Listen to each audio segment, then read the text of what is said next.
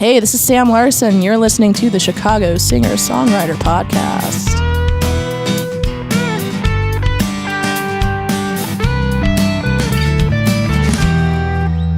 Hey, this is Chris Dever coming at you from Ukrainian Village. We're in the music garage where Sam Larson practices with her band Bloom. We're up here right before their rehearsal, so all the background noise you hear is going to be other bands practicing. It's got kind of a cool vibe to it, though. It's cool. It's rock and roll. Yeah. It really is. I mean, like, we're location-wise in this hallway off the back stairwell, adjacent to the bathroom. Mm-hmm. So I keep getting guys walking by giving us really weird looks, which... this one guy gave me the stare down earlier, and it's okay. We have characters in the building. It's all right. I mean, we all get along. It's rock and roll. It's not like this is the weirdest thing that's ever happened to this building. I'm happy we just, it didn't end up actually having to do this in the bathroom. I'm very excited about that. It would have been had a nice atmosphere, ambiance as far as sound goes. Yeah. But it does smell like pee. Smell-wise, the ambience is not happening. It's not great. So how long have you been coming here with your band? I think since November. Okay. Yeah.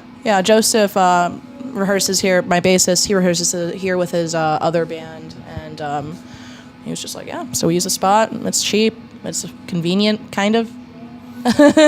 Your band Bloom. Yes. How long have you guys been together? We've been together since about January, so not really that long. About 6 months now. All right. What were you doing before that? I was before that, I recorded the solo album, Bloom, the self-titled, that's online. So it was Bloom by Bloom, or Bloom by Sam Larson? It was. I just called it Bloom, to just keep things consistent. So I recorded that with Chris Kramer in his basement, and I played everything, basically. Chris helped out with some keys here and there, but Dark Circle Records, they put out my tape, and they're like, hey, we're putting together this show at Bric-a-Brac to showcase some people on our label. You should get a band together, and so you could actually perform these songs at the show. And I'm like, all right, kind of like an afterthought, like, sure, all right, I'll find some people. And then I met Joseph, and we met Mike, our drummer, after that, and now we're doing 1 million shows a year.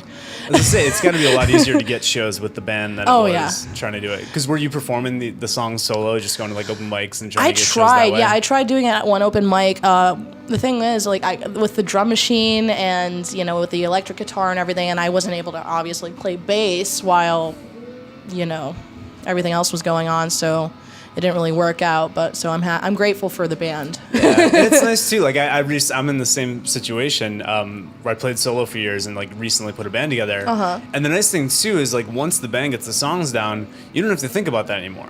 There are no technical difficulties with the drum machine. Right. I mean, the drummer is a separate issue, but there's no technical stuff you have to worry about on that end. Right. So that kind of frees you up to be a little more creative on stage. Oh, definitely, and do a lot more. Definitely. Yeah, you can vibe with the energy of the drummer more so than a drum machine, I find. Then people just like seeing a drummer, and you feed off the energy where a drum machine's not going to take in the crowd's reactions and get into it. So, no. That's cool. Nether Friends does it quite well. That was my idea behind initially getting a drum machine. Nether Friends could do it, and so I could probably do it. But he's very talented, and he obviously invested a lot of time into that. But anyhow. Cool. So you've got the band going. Yeah. You're also hosting a couple open mic nights. Just one right now, actually, at the Red Line Tap every Monday night. It's fun. We got a good crowd coming out. We got the regulars. We got a couple crazies mixed in there, but I love them all the same. Every good open mic night has a couple crazies. Yeah, it's a lot of fun. It's Red Line Tap. It's right in Rogers Park. 7006 North Glenwood. So and that's actually episode 6. I had Krista Milazzo on the podcast, and that's where she bartends. Is that where you met her? It's a funny story. I met Krista at Hostel Euphoria on Valentine's Day, not this past year, but the year before that. And I was just shit-faced drunk. I mean, it was ungodly how drunk I was, and I vaguely remember meeting her and her saying, "Are you okay, buddy?" Da, da, da. And I'm like, "Yeah, I'm fine." I pass out someplace. So, and then 6 months later, I'm at the Red Line Tap with another friend of mine, and there she is, bartending. I'm like, aren't you Krista? And she's like, yeah. So we kind of reconnected there. Wow. It was cute. It's kind of funny how small this city is. I know. With musicians. Like, you just sort of like see the same people, and everybody knows somebody who knows somebody. Everybody's connected. Everybody is connected. It's almost claustrophobic at times, like just kind of obnoxious, because some people you really do not want in your life anymore. And then, oh, well, so-and-so knows them, and oh, wow, great, we're in the same crowd, and I have to tolerate you for another few years. Yeah, that's life. That's work relationships. That's anything. Yeah. What do you think makes people come to the Red Line Tap for open mic night? What do you think the draw is for that versus any other open mic on a Monday? I think it's relaxed. It's very open. We don't have a lot of snobs. I'm very intolerant to snobs. I'm allergic to them. And it's fun. It's just everybody gets together. We have a good time. We share song ideas. We're supportive of one another. And the reason why I wanted to do the open mic at the Red Line Tap in particular was because it just has such a great sense of community behind that place. So you came up with the idea to do the open mic night there. It wasn't like you took it over from somebody else. Oh, no, I took it over from somebody else, totally. Mickey Broker, who hosts an open mic over at 27 Live in Evanston on Wednesday nights now. She used to be the host for several years, and then she had to leave. And I was just like, well, this open mic has to continue, and I'll do it. No one else is going to do it. And yeah, that was that. Cool. And you meet a lot of like really cool people doing that, and like there's such a respect for people that do host that, because a lot of people that are musicians have at least tried it once or twice. And it's hard, like hosting an open mic night, because there's some weeks where like you are so amped up and nobody shows up. Yeah. And it's just like it's draining, and there's really nothing you could do, because it's like, these people aren't getting paid to show up. It's just a fun atmosphere to come and like share your music. Mm-hmm. So congratulations for keeping that going. Well, thank you. Thanks. Now you also got, I guess you promoted, there's an open mic at Carrie's? There was an open mic at Carrie's, but actually what you were just talking about there, not enough people are coming through, so the owner just, unfortunately, we canceled it. And if it's not profitable for him, he has to do it. There's nothing else he can do. And I understood. It wasn't a big deal. I didn't take it to heart. Did you grow up in Chicago? Yes. Born and bred? Born and raised on the streets. Under a bridge? Under a bridge someplace in an alley. Do you find Chicago to be accommodating toward musicians? Do you think it's a good musician's town? I think it's a good musician's town once you hit a certain age, which is 21. Mm-hmm. I remember I was going around to open mics like crazy when I was 18 years old, just trying to get some people to take notice and, book me for shows and this and that. And at that point in time, it was very, very hard to, get a crowd or even find where any scene was. But now things have changed, obviously. I'm of age, and there's also a huge music garage scene in Chicago right now that's just exploding. So it's something that's really exciting to be in the center of. It's great because this was not here 5 years ago. You mentioned Hostile Euphoria. Mm-hmm. That was how you kind of met Krista. How long have you known those guys? I have known... Ooh, that's a good question. I have known the people at Hostile... Yeah, since about 2013, I would say. I started going to shows there. They had shows a lot more often back then. Really good shows, too. Remember seeing MTV Ghost there one time, Hockey when they were still a group. And, really cool venue. They still do great shows and do the great open mics as well. I'm friends with pretty much all the cats over at Hostile Euphoria, and have you great seen group the place of people. since it flooded? I have not. I was so sad to hear about that. It's one of those things that like hopefully it just gives them a chance to like start over. Yeah, yeah. It's like one of those like cleansing things. Yeah, and from what I heard, like no major equipment was like damaged or just I heard luckily lost. there was like somebody down there practicing who like grabbed all the equipment before when it started flooding, and like all that stuff was saved, and it was just like the couches and rugs, which like seems like they got a shitload more, and hopefully they're a little bit nicer, not as worn in. It just like gives it a little bit more like, you know, like an ambiance, you know? It just kind of changes the vibe in there. But yeah, they're like, I mean, excellent people. They put on good shows, but like on top of that, it's just a good community of people. It's good. Yeah. I mean, if anybody out there is listening and you haven't been to either Gallery Cabaret on Sunday or Lily's on Tuesday, which is the two like big open mics that the gallery hosts, go there, because like you're just going to meet so many people who are just like awesome musicians, but also just really great people. Like if you're looking for a community of musicians in Chicago, like start there. Oh, I can't say enough about those two open mics. Those are my favorite open mics in the city, actually. I mean, it's good. They're so awesome. Yeah. Now, you were playing shows when you were 18. When did you start writing music? When did I start writing music? I remember I had made some attempts at trying to physically write music when I was like 5 or 6. But back then I didn't have an idea of music notation or like writing chords or anything like that. So it would just be like lyrics and ba-dum, ba-dum, ba-dum. But I guess from that I thought I was going to be able to gather how the song went or remember how it went. But I started playing guitar when I was 13, and I think I seriously started writing music when I was about 16 years old. Were you in bands in high school? I was in a couple, but none of them were really that serious. The first band that I really got serious with was when I was like 19 years old, a band called Figures. We were around for about a year, and then we broke up, and this and that. Been in some other bands since, and now I'm in Bloom. Is Bloom your project? Like, is it very, like, you bring the songs to the table, you're writing, you're singing? Yep, I'm the big wig. The big wig, the big cheese. The big cheese, big yeah. Boss.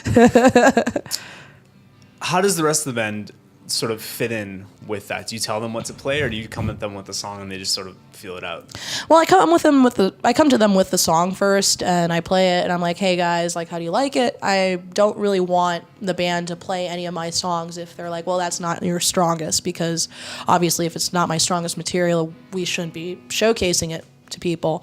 And what do you do with those songs, like the ones that aren't good enough for the band? I just pretend it never happened and cry into my pillow. Legitimate reaction to it. Yeah. I mean, I write a lot. I write a lot of music. I try to write a lot of songs, and some of them, I mean, I think it was like what Bruce Springsteen said, that for every 10 songs you write, maybe 1 or 2 are going to be good. Mm-hmm. And I think that's a pretty good ratio. Cool. Well, let's listen to one of your songs. Okay. This one's called Call Me Your Girl. Call me. You know that I can't lie. I'm not the girl you need, but if you need me, I'll be just down the street. I only ask for your eyes, I only ask for company, and I don't need a man to drop to his knees. Can we just turn off the lights, turn off the lights, turn off the lights, turn off the lights, and call me a girl, call me a girl. I'll be there till the sun comes up, so call me a girl, call me a girl. I'll be there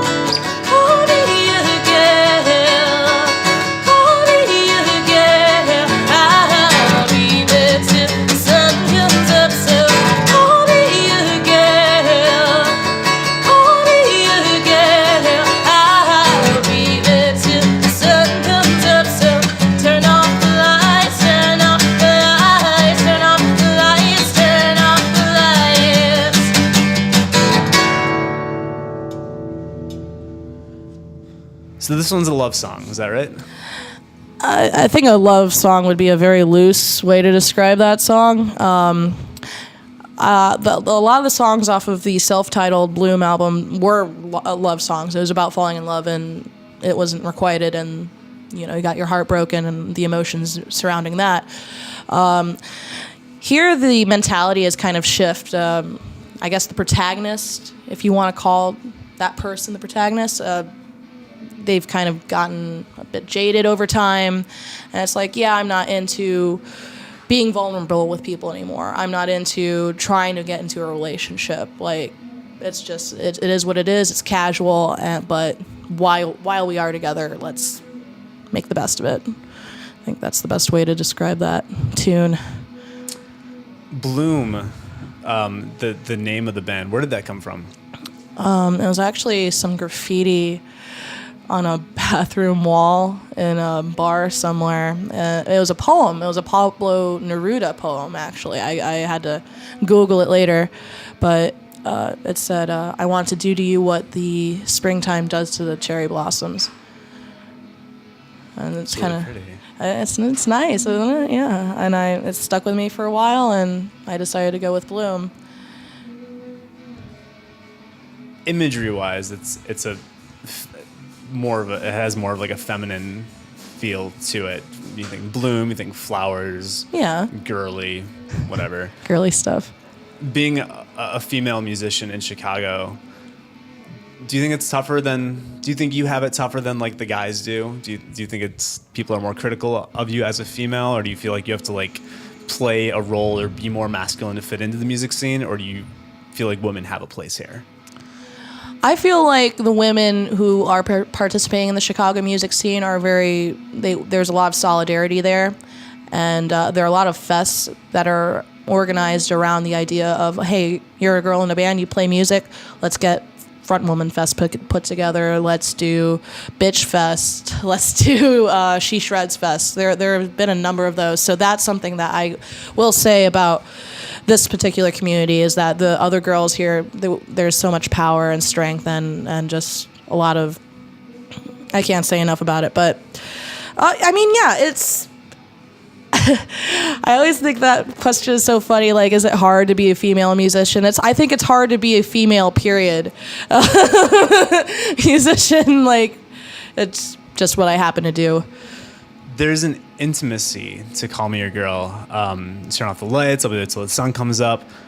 Are you more open about your personal life in music than you are, say, like, in regular conversation? Like, is that sort of, are you pouring your heart out more in your music, or are you generally pretty open? Absolutely. I mean, I'm usually pretty open. I'm not a particularly private person, per se, but yes, everything comes across in music the best, and I feel that music is the one thing that I can do to directly communicate an emotion or idea with somebody. It is not inhibited by someone else's judgments or like a word or your association with that word or time or experience. It's just direct to the point, and hopefully if you do it well, that other person will respond emotionally. What sort of things inspire you to write songs? Boys. A lot of things. I mean, a lot of it, relationships, friendships, my life, the people that I meet, my environments. I'm trying to write more songs now, where it's not just, hey, I'm talking to you, or hey, I'm talking to you about Mr. So-and-so over here. I want to be more, to get in the, how should I put this? In the perspective of a character that's not necessarily myself. Yeah, telling a story more like in the third person. Mm-hmm. Right, exactly. Very cool. Very cool. Well, let's get into your second and third songs. Let's start with Siren Song and then move into How This Will End.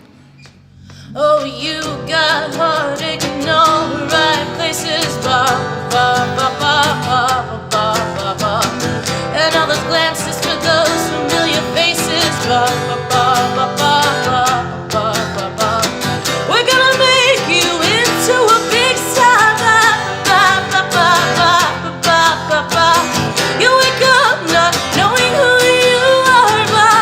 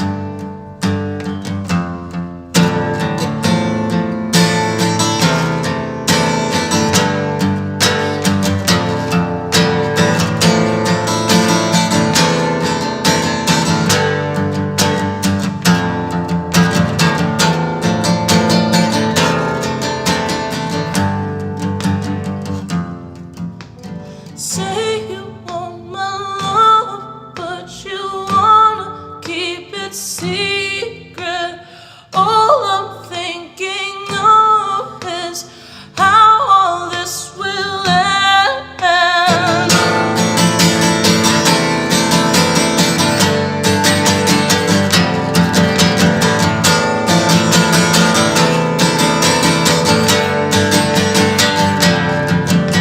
Sky will touch the earth and you'll just say it's with me. I cry out, it hurts, and you just say stop screaming.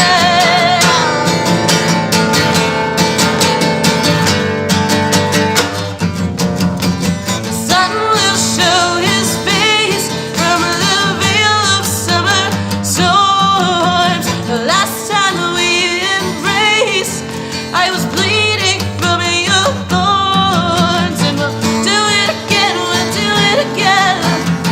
Do it again, do it again. Do it again, do it again. Do it again, do it again.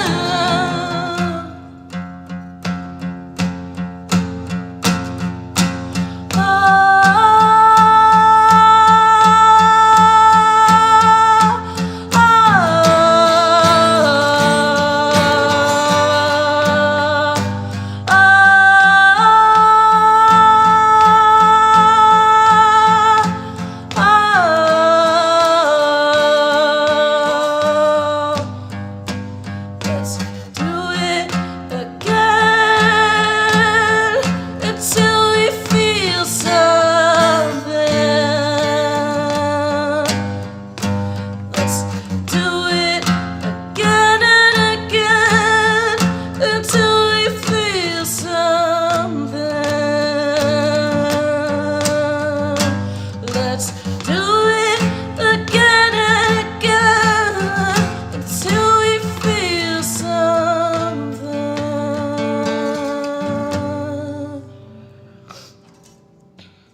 So there's a fun like sing-songiness to your music. Thanks. Who are some artists that have influenced you? Definitely the Beatles. Beatles are up there. Big Star is probably the biggest influence for Bloom directly. In fact, when I first started writing the songs for the album, that's what I had in mind. I wanted to kind of pick things up where Big Star left off and maybe throw in some 90s guitar tones while I was at it. But yeah, I love Big Star. If you guys don't know who Big Star is, check them out. Power pop group from the 1970s that was sorely overlooked. They had like one really big song. In the Street, that from that 70s show probably. There you go. Yeah. That's where I know them from. I was Yeah, like, the that's name their sounds most familiar. well-known song. You mentioned before you played it that How This Will End is really new. Like you just finished Like writing I it. just finished it today. Today? It's pretty much, it's really new. Did the idea to attach it to Siren Song come after it was written, or was that sort of the plan all along? It was kind of the plan all along. I really like the chord that I end Siren Song with, and I was kind of messing around with that, and I'm like, well, I could just go and write into another chord progression and this and that and have a little fun. Do you see yourself doing like a concept album at some point? Yes, I would love to do a Yeah, concept album. yeah. I've been trying to persuade my bassist Joseph to get on board with that. Let's do a concept album, man. Let's make it happen. He's like, I don't know. I think you're thinking too much about this.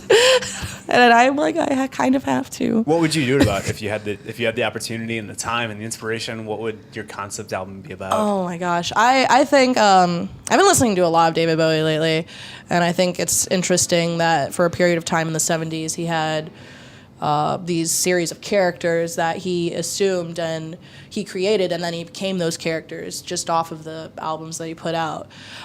So I think it'd be cool to do something where I just become somebody else, or I even toyed with the idea of maybe each song on the album could be about a different character, like in this loose story, and they all kind of coalesce at one part and then break apart. I don't know. Would you be able to do the different character thing with Bloom, or do you think you'd have to like start a new band or like do Why something not do else? it with Bloom? Why not? Yeah, you don't think people are too attached to what Bloom is now? If they are, well, they need to kind of get over it. I know. I love that people are into my band and they come to our shows and everything. But we can't keep doing the same thing for, even a year. We have to move on. We have to kind of experiment with new sounds and new songs and new ideas. So that's the philosophy behind the band. It's about, when you think of Bloom, you think of flowers and girly stuff and this and that, but it's also about growth and developing yourself, and that requires change. How do you think you've grown as an artist in ways that are different than you would if, like, say you just had a 9-to-5 that you showed up to every day and came home and watched Netflix in the evening? Well, first of all, that latter scenario, I would probably kill myself. So being alive, that's one. Being alive is one. Well, being an artist, you have to be constantly searching for new experiences and new muses and new things to write about. And I think that you have to be okay with the idea that sometimes you're going to have to do things, both in your life and in your artistic life, that are outside of your comfort zone, and maybe even outside of the comfort zone for other people or whatever. But it's something that's required to get to the next level, wherever that is.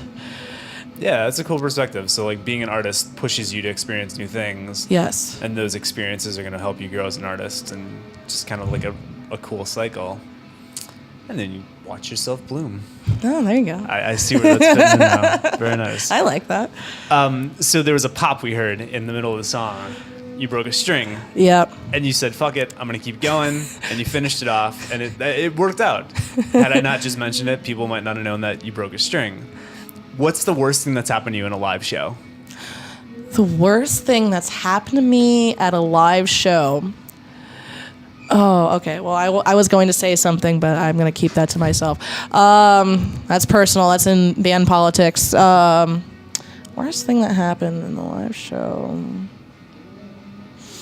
I think a few weeks ago we did a show at Helston Fest, and I was. The thing about, like, performing later in the day, if you're, like, at an all-day festival, is that you're tempted to have a few drinks here and there. It's kind of miserable. Yeah. And, it was by the time we went on around, like, 9 or 10, like, I was already a little buzzed, and my voice cracked in one of the songs, and, like, it actually blew out. And I just... Yeah, I was so angry at myself for allowing that to happen. But, I mean, besides that, the performance went well, and people seemed to like it, outside of my vocal fuck-up. But never again. After that, I kind of made a point to enforce with myself that I can't drink or smoke or do anything before I get on stage. And I'm going to stick by that. It's kind of the shitty thing about, like, headlining shows, too, is, like... It's fun because you're, the last band on stage, but, like, I'm the same way, where, like, more than 2 beers in, like, the span of an hour, and I'm useless. Yeah, so exactly. That's the nice thing about being an opener. Yeah. So bands that are out there opening for people, you have that going. You for have you. that going for you. You Play get your to party. Set and get wasted. Exactly. Wasted. Playing street festivals, it's a lot different than playing like a show at a club or a venue. What kind of audience do you usually get when you guys play? Just shows in general, or like shows in general. Like shows not in street general, festivals, like places where, like, you are the band that people are coming to see. Oh, who's showing up for those? It really depends. We did a show this past Monday at a place called Mount Nasty, a great venue, like really old, like OG DIY house in Chicago. I remember going to a punk show there back in 2009. But we were invited to play a show there, and in that case, the audience was mostly like teenagers, which was a lot of fun because they moshed to our set, and like somebody threw a beer can at me and like knocked into me. Like I got in there and I took my shirt off. Great show. So that's not the typical Bloom crowd. The typical Bloom crowd, I'd say, like, I don't know, if we're performing somewhere in Logan, I don't know, some people, it depends with the venue, really. I don't know. Younger people, though? I mean, it's younger people, like 20s-ish, people in the know, people in the scene. So a lot of people from other bands sometimes, and yeah. And we love the people who come out to our shows. They're always very cool. They're excited. They rock out with us and party with us afterwards. It's great. And what kind of bands are you into? What when you go out to see shows? Who are some of the bands in Chicago that you're checking out? Oh yeah. Let me think of some favorite local bands. I like this band called Peach Fuzz. I try to catch their shows whenever I can. It's a band with 2 girls and a drummer named Cam, and they're kind of quirky. Jollies is also really cool. I dig Jollies a lot. We've done some shows with them as well. Really tight, solid 3-piece. Dig it, love it. Slushy's also good. We did a show with them as well. MTV Ghost is probably top five for local Chicago bands. I love those guys. Shout out to the Ghosts. And when you guys book shows, are you doing the booking yourself? Do you guys have somebody doing it for you? I usually do the booking myself, yeah. Joseph helps out sometimes, but most of the time it's me, or sometimes we get lucky and another person in another band will ask us if we want to jump on the bill, and we're like, yeah, totally. Oh my gosh, thanks for thinking of us. You should have. And when you're booking shows, is it just a matter of sending out an email saying, here, check out my band? Basically, I learned that there is an art to booking shows. You send out a nicely worded email, hello, so-and-so, blah, blah, blah. Here are write-ups that we've done. Here's a link to our music, our Facebook page, and here's the proposed lineup. I usually try to set up the lineup for the show before I contact the venue, because that way the venue will be more likely to say, yes, let's do it. Let's work something out. As opposed to like, hey, we're one band. Can you find a place for us? Yeah. So that's my usual tactic. And where can people see Bloom in the coming weeks? In the coming weeks, we are performing Fest, DZ Fest, July 4th in Hickory Hills, Illinois. It's going to be a really big festival. We got a lot of cool bands on there. White Mysteries headlining. The Adventist is also going to be playing. The Bribes. Oshwa is also another good band. Oh, so many good bands. just come out to DZ Fest. It'll be great. And we have Hickory Hills. That's south suburbs? I think so. Yeah, I think Southwest. it's like southwest. I want to say. I'm not sure, but if you need the address, just let me know. Give me a shout out. And July 24th, we're going to be playing at Auxiliary Arts Center over in Avondale with Jollies again, Son of a Gun Gliders, and the Curls. So that'll be a good show. Come on out for that. What's your favorite thing about playing live? My favorite thing about playing live is I thought of I had a thought the other day before I performed. I'm just like, because sometimes when you're performing, you're thinking, oh, don't fuck up, like do this, do that. Like you're kind of guiding your fingers mentally.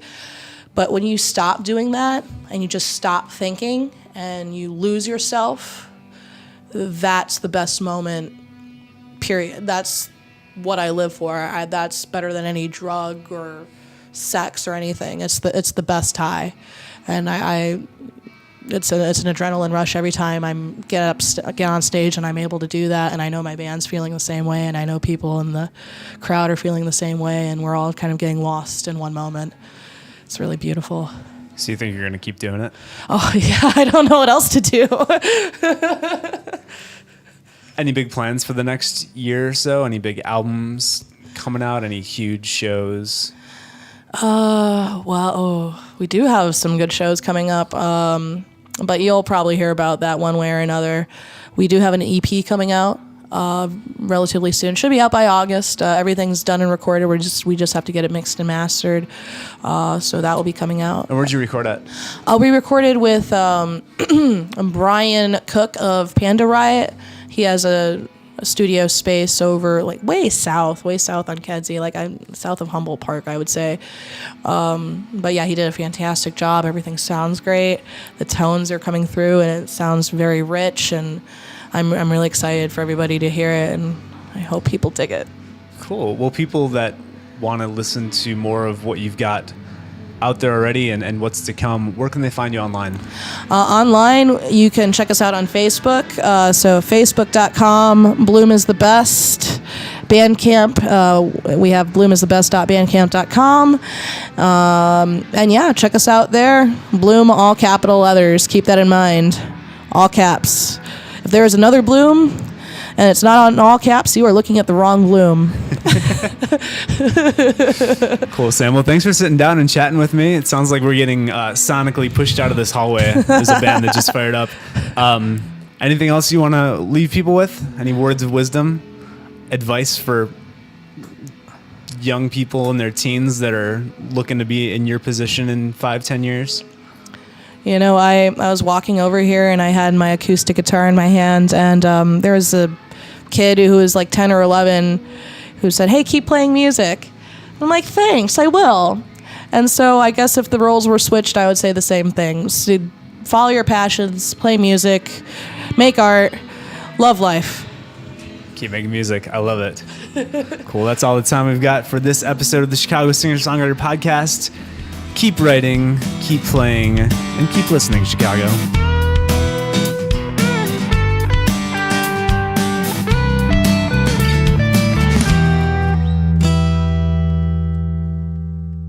Today, Chris Tubber interviewed me for his podcast. I was so flattered. I was like, oh my God. Can't find another string.